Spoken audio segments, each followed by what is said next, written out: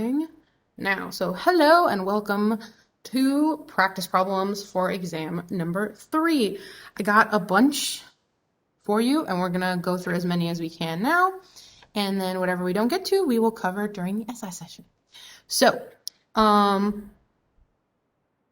this is going to be a little bit different than how I go through material, because when I do practice problems with you guys, I want to show you exam taking strategies. So I'll explain the answer, but I'm also going to show you how to kick off the dumb answers and how to have these little tips and tricks. This is not uploaded to Canvas, and I don't know if I will be uploading it to Canvas. I'm a little bit torn. I'm not sure. I'll think about it and I will let you know. I don't know if okay, I'll think about it and I will let you know. It might be, it might not be. I can't stop you from taking a screenshot, but yes. Alrighty. So I also mixed up chapter 15, 16, and 17, so we can kind of think through what chapter each one is. So nitration of benzene. What chapter is this one?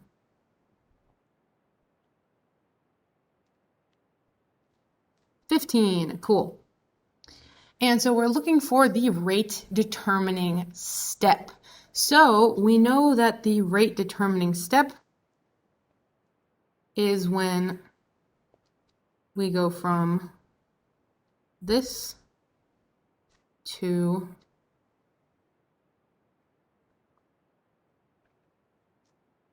this, right? Because we lost aromaticity. And so anytime it asks you for the rate determining step, there's going to be different answers, obviously, but you want to look for one that says you're making the rhenium ion. Because remember, this guy, rhenium ion. So anytime it asks you a rate determining step, you're either looking for a rhenium ion, lost aromaticity,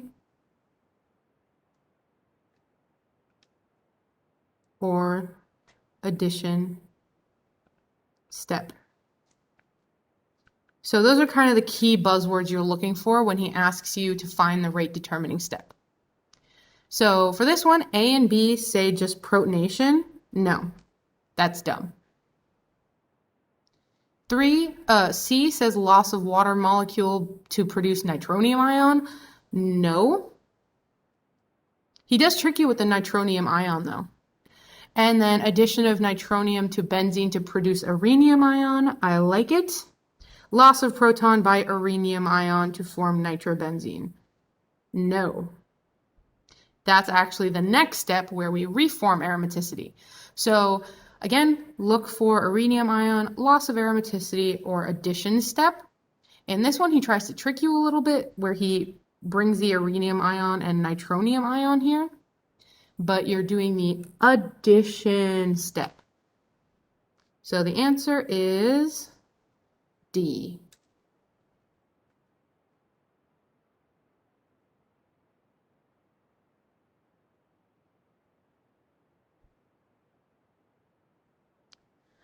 For the next one, it's asking you for resonance. And so let's zoom in. We know that resonance for bromine or chlorine, since they're both halogens, is going to be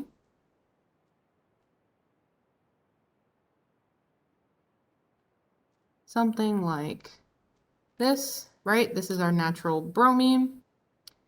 And since it's ortho-para-directing, the resonance structures will look something like this. like this.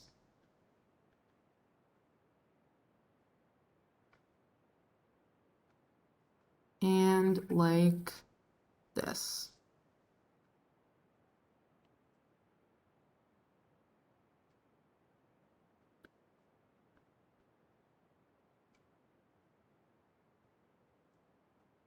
Just as a little reminder.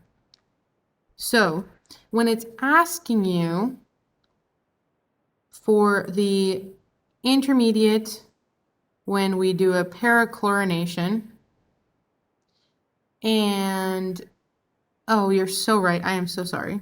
I put an oxygen instead of a bromine. Thank you so much for pointing that out.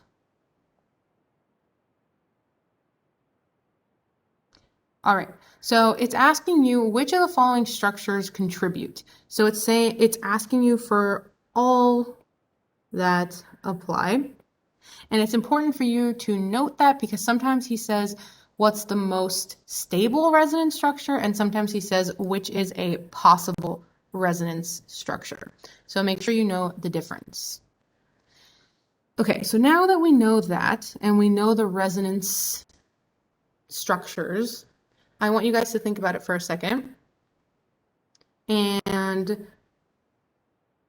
tell me, do any of these not make sense at all? Do they stick out to you like, ew, they're terrible? I hate it, it's gross. Tell me what you think. For this one, I do want to give you a minute to look through it yourself because he does give a couple different, resonance questions usually. And if it's not the exact one I show people, they tend to kind of get confused. Okay, so someone said they don't understand what he's asking. So let's go through this together then, if that's the case, because I don't want anyone to be confused. All right, so he's basically saying we have this benzene ring, and we're trying to chlorinate it.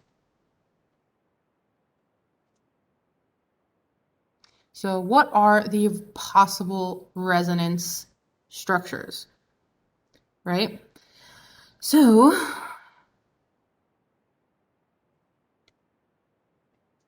when we have the bromine, we can have a plus sign here.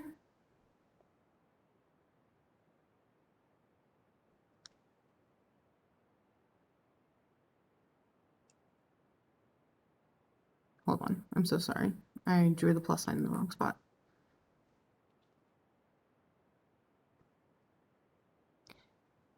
We're going to have a chlorine here, because he said para. And so when we have that, we can either have a plus sign here, or we can do resonance and end up with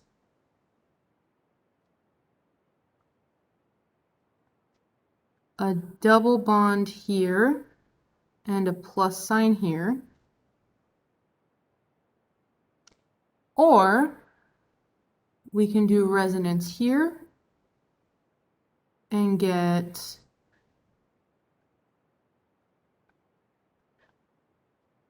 this bond here, and a plus sign here. Or if we want to be real spicy, we can go one step further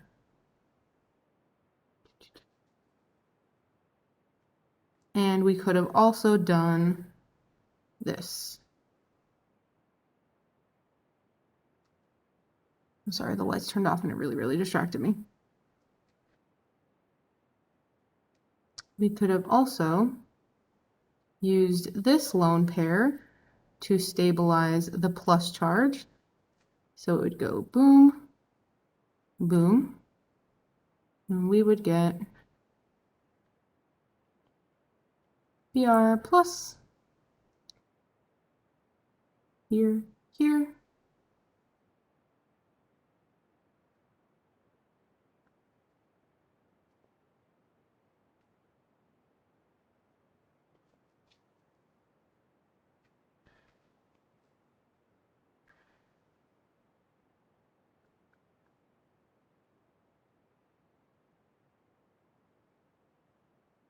Okay, so someone said this is a dumb question. No, it's not. There's no such thing as a dumb question in my session. Why is there a positive charge instead of a double bond? So it's essentially asking you in that intermediate step, when the chlorine is being added to the group, so before you do the elimination, what are all the possible places that a plus charge could be?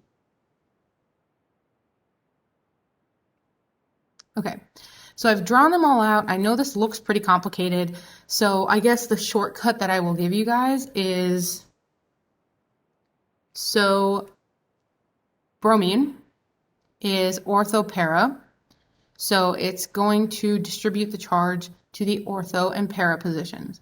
So if we add chlorine here, it can have the plus here, it could have the plus here, it could have the plus here, or because of bromine, the plus could go all the way over here. So all of these are contributors. So we can go ahead and say all of these choices are correct, and that is the right answer. And someone asked, so what would make it not a contributor? So he could give you something like this.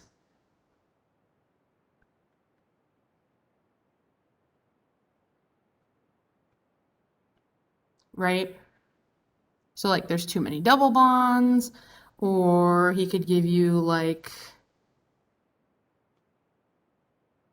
this where there's not enough double bonds, anything like that. So if it's something really weird looking that you know, like, hey, this doesn't make sense at all, this would not happen, that's when it's not a contributor. So I'll zoom out.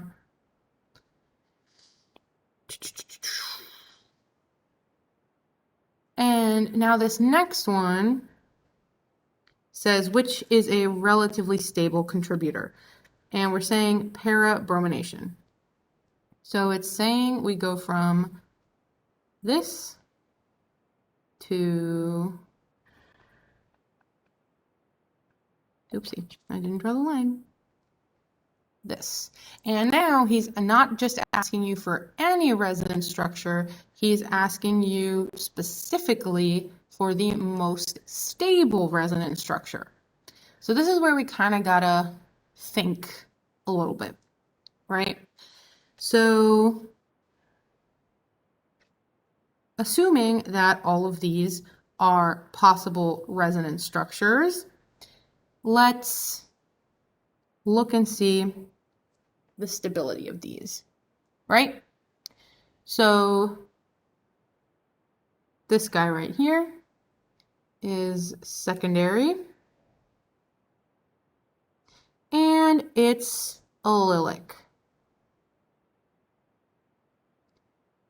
This guy is secondary, and it's allylic with 2 double bonds.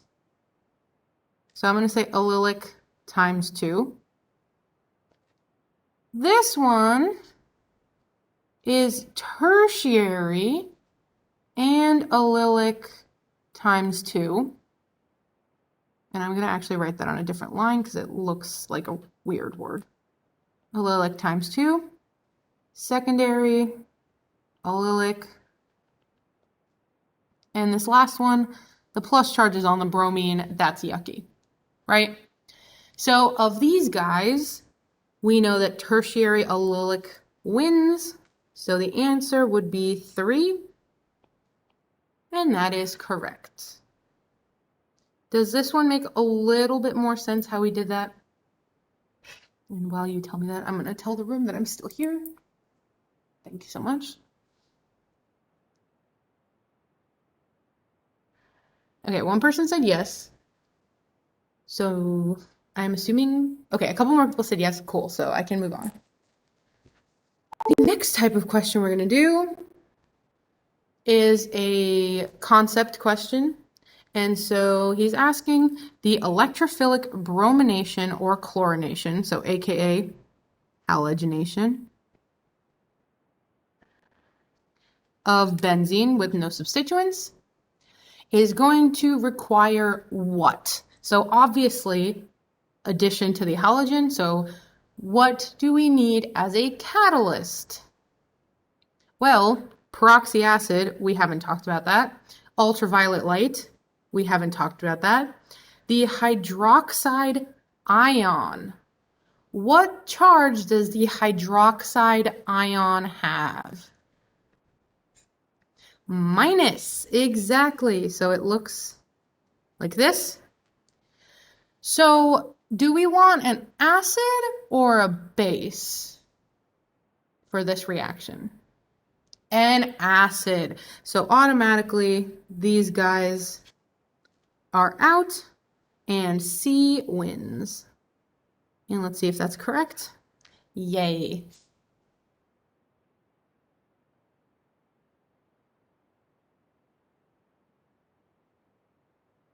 Let's do a similar one. In the electrophilic aromatic substitution, the attacking species is a what? So the thing that's doing the attacking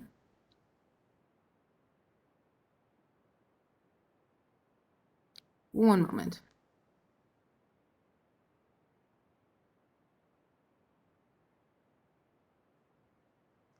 Yeah, that is a nucleophile. That's why I'm looking at it like, wait, hold on. I think they might have made a typo. So let's...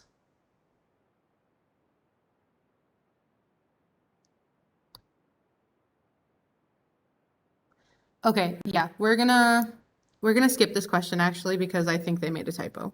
So we're not gonna do this one.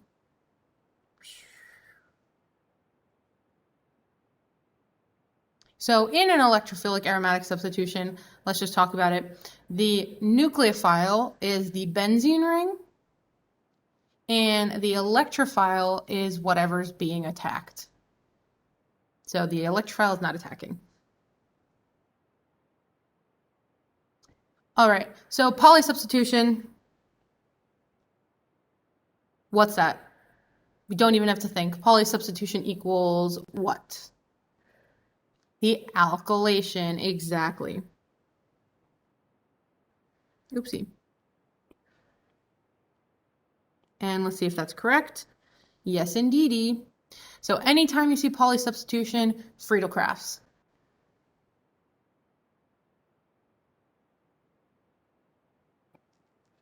Okay, so now it's asking, this substituent deactivates benzene and it directs orthopara.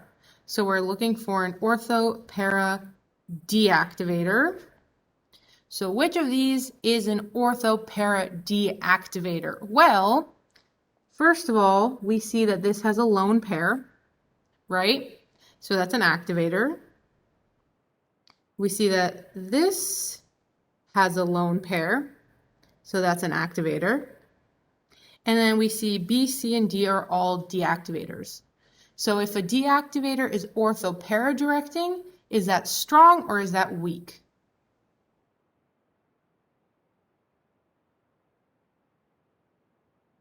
Is it strong? Ooh, we got a 50-50.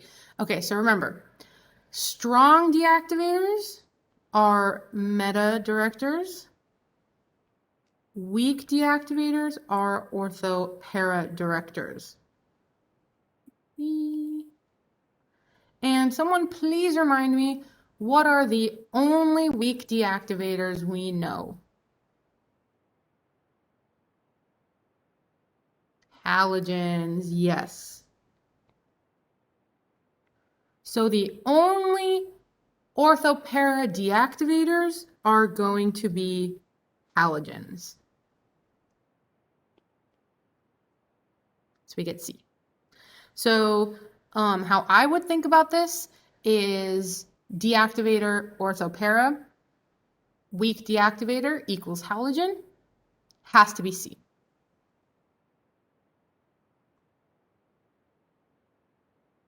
All right, we went through a couple super fast, so if anyone needs it, I'll go back and allow you to take a screenshot or whatever.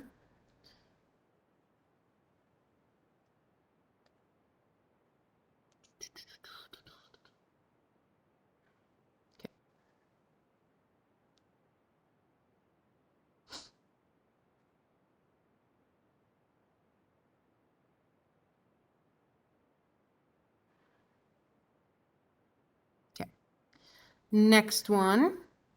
This molecule does not normally participate in Friedel-Crafts reactions. So we know that Friedel-Crafts reactions do not happen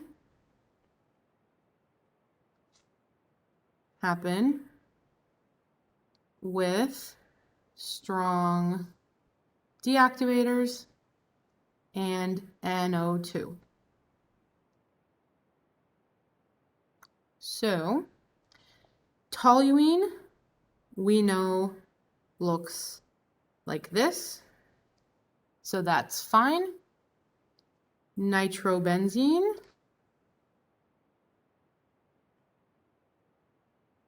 looks like this. Chlorobenzene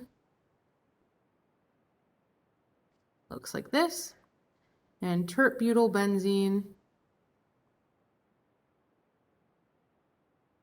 looks like this.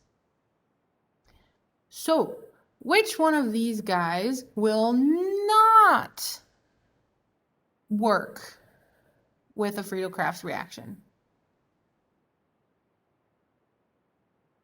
Oh, and I made an oopsie. It doesn't happen with strong deactivators or NH2. I wrote NO2 because I was thinking of nitrobenzene. That's my B. Yes. So I kind of spoiled the answer for you. But yes, so remember the reason I say strong deactivator and NH2 is because NH2 is a strong activator. It's really, really strong. It's the strongest one. However, it's so strong that it will not participate in Friedel-Crafts.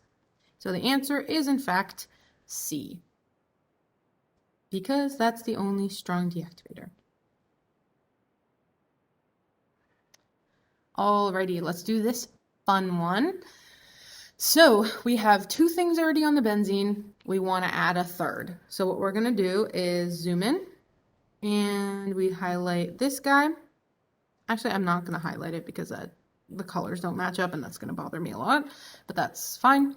So NH2, is that an activator, deactivator, orthopara, meta, what is it? I can change the colors, but I haven't really figured out good note yet, and it's just going to drive me wild. Activator, yes, it's an activator, and therefore it directs where? Orthopara, cool. So chlorine, we just said is a weak deactivator, and it's also orthopara directing. So when we have two groups and we're trying to figure out where the next one adds, how do we know which one is the director? So when we have two groups and we are adding another one, how do we know which of these two substituents is the director? Ooh, okay. So a couple people said it in different ways. So the one that is the strongest activator, aka the weakest deactivator, ends up being the director. So I'll write that as a little note on the side. Strongest activator, aka weakest deactivator, is the director. And so what I mean by that is between activator and weak deactivator, the strongest activating group is going to be NH2, so yay. And in relation to NH2, we're going to add either ortho or para, but the para position is already taken. So our product will be which one of these?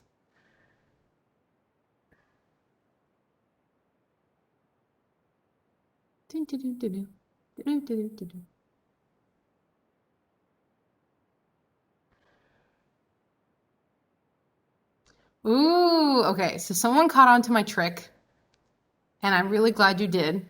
So the answer is actually number 2, which is weird because it looks like it should be number 4, like someone else said. But actually, the trick here is you were supposed to know strongest deactivator, strongest activator, whatever.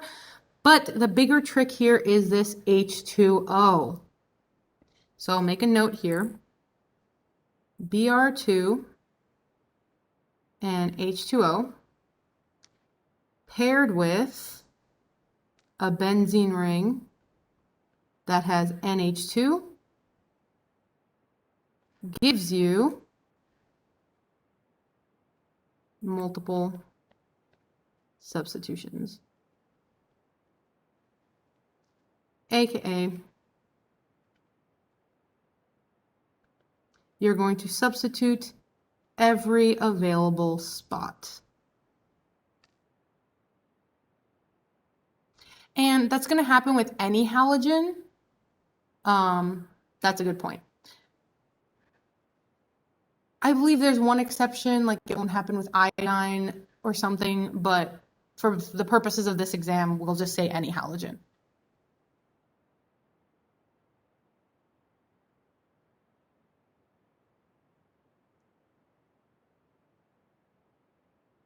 And okay, someone made a good point. Let me just finish with this idea and then I will talk about that. So yes, when we look at this, if we only looked at the directing effects, we could get rid of this guy, we could get rid of this guy, and we can get rid of this one. And now you're stuck between those two. And at this point, you know that it's a trick because it's multiple substitutions. So you want the one that's substituted twice. So it's number 2.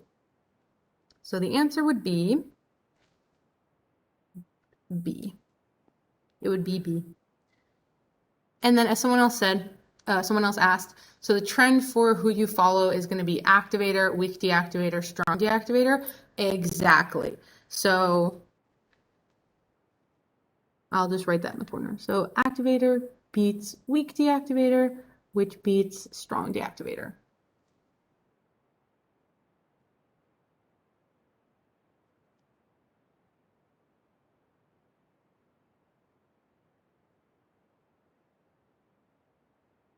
I will zoom out so you can see the page.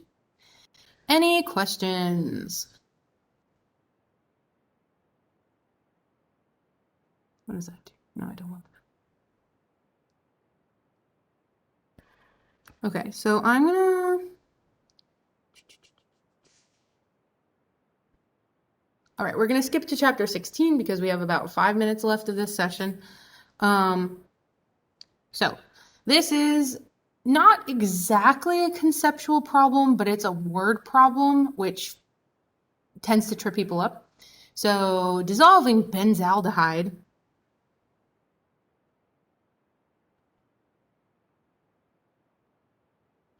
benzaldehyde in methyl alcohol establishes an equilibrium with what compound? So basically, all he's saying is benzaldehyde plus an alcohol equals what, right? So let's rosemary method this, right? We have aldehyde plus alcohol plus no catalyst. What reaction is this? The hemiacetal, exactly. And we know a hemiacetal will have this general look to it. So let's find our answer, shall we? This carbon is attached to the R group, the hydrogen, and OH and OR. So that looks pretty good. This has a double bond. What the heck? Go away. This has three OR groups. What the heck is that? Ew. Again with the double bond. Ew. Again with the double bond. Ew. So our only possible answer is A. And someone said, so when they say establishes equilibrium, they basically just mean the product. Yes, the reason they word it in a weird way is because remember, all of the chapter 16 reactions are technically at equilibrium. So when it says establishes equilibrium, it basically just wants you to say, what is the product?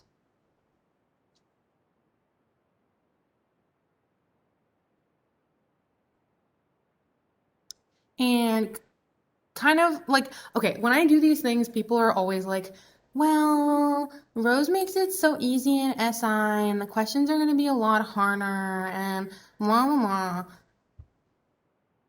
Yes, the exams are harder than sitting with me and doing it because I'm so supportive. But look at this. Look at these answer choices. They're just ridiculous, right? Right? You know this is the acetal reaction, right? So even if you didn't know you were stopping at the hemi, you can look at this, be like, what the hell is this?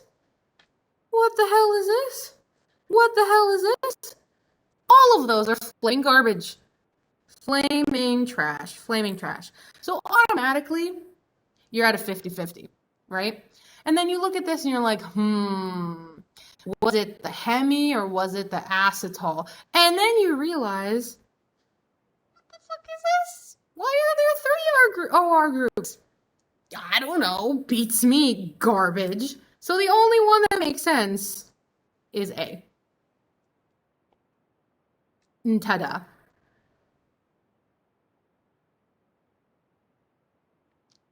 I got 2 LOLs, haha. Okay, so let's do the Whittake. What the hell is this? Yes, please, I want you all to write that on your, no, don't write that on your exam, but just, think it every time you take the exam. Okay, so the Whittake reaction is weird, and it looks weird, but we're gonna make it easy. Okay, so I love that it doesn't, okay, so we're looking for what? W, right? And W is this. I couldn't find it for a second. So we know in the Whittake reaction, this is the, not zombie. What's the word? This is a Frankenstein reaction, right? So Whittake equals Frankenstein. And what he's trying to show you here is that 2 different reactions make products, and those products come together and they give you the Whittake reaction. So this is our ketone. And here we created the Whittake reagent. So this is going to be the actual Whittake reaction. So the process of making the Whittake reagent, this is making the ylide. So this part right here is creating the ylide, and this part right here is the actual Whittake reaction. And so now we're asking, we have to figure out what is the question asking, as someone said here. So now that you know how to read it, let's figure out what it's asking. So it's saying, what is reactant W? This is the answer, right? The product from the Whittake reaction, and you're looking for W. So we are looking for what was the ylide, and then we're working backwards from there. So the first step is we're reverse Frankensteining this one, right? So we know that this double bond is where we attach the head and, this double bond is where we attach the arms and the legs, right? So we know, because it told us, that the arms come from the ketone. So the arms come from the ketone. So that means the legs come from the ylid. So we know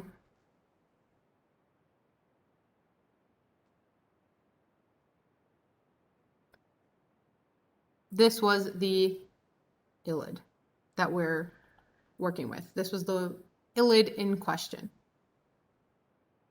And someone said, aren't there supposed to be two separate products? Yes, but the other product is I'm sorry, I did it backwards. OPPH3. So this is the second product, but we don't really care about it, so it's not usually drawn. But you're right, it does exist. Okay. So does everyone see how I got this ylid from this product?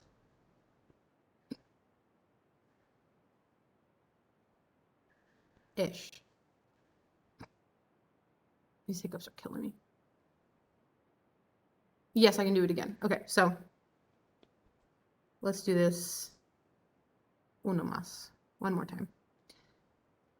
All right, so we figured out how to read this reaction. We know that this is one reaction and this is a separate reaction.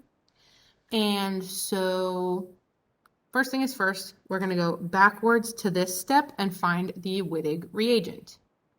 We know that the product of this reaction is just the arms from the ketone plus the legs of the ylid. So we can see this is the same exact thing as this.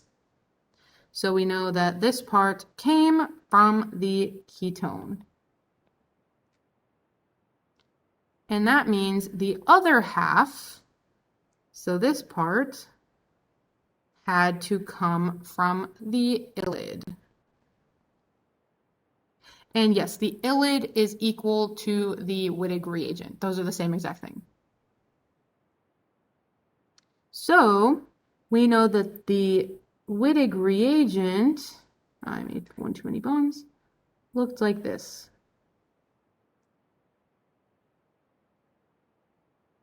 So now if we work backwards, all the base does is make that double bond. So we get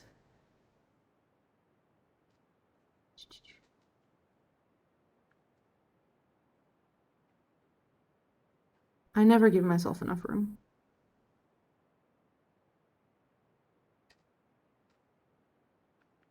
So before the base reacted with it, we had this.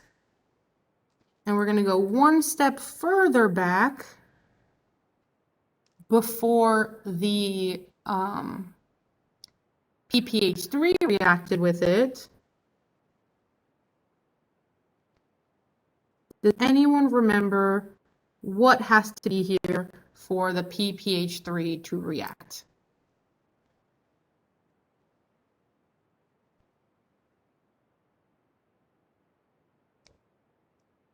If not, that's okay.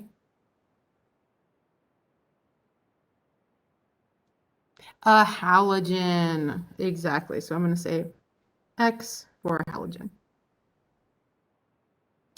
So with this in mind, we're basically saying that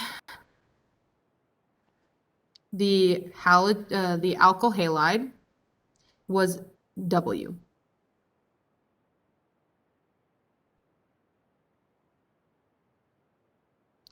Does that sort of kind of make some sense?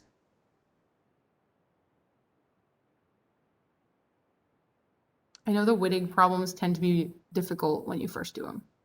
So please tell me what you are thinking.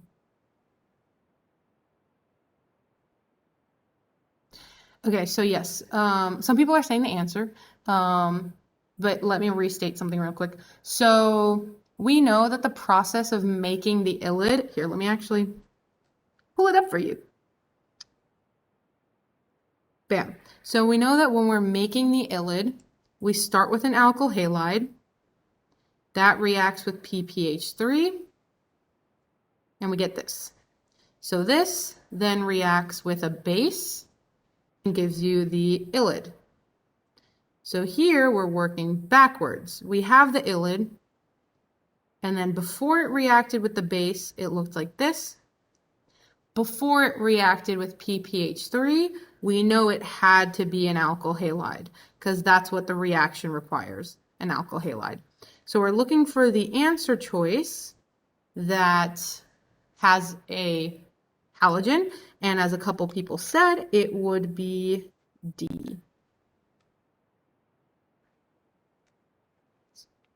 Okay. What do we think? I'm here, I promise. Turn on the lights, thank you.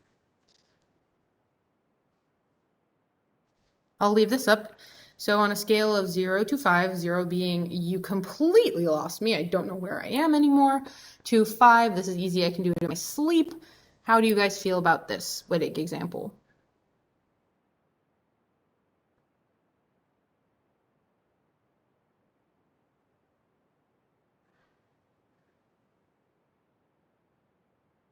Four, just need to review. 4. Okay. That makes me very happy. Very happy camper. Okay. So, let's see. No, that's too much. Nope. Yeah, I don't have another Whittake example that looks like this, but I can try to find one before the SI session today. But yeah, so that's all we have time for right now. Does anyone have any last questions, comments, concerns, general inquiries? You're so very welcome. Anything we didn't cover, so like these practice problems, excuse me again, and the chapter 17 questions that I had on the handout, those are what we're going to cover today in SI, and I will try to upload this as soon as humanly possible. So, yes. And if I don't see you guys, have a great day, good luck on your exam, and you are so very welcome. Bye-bye!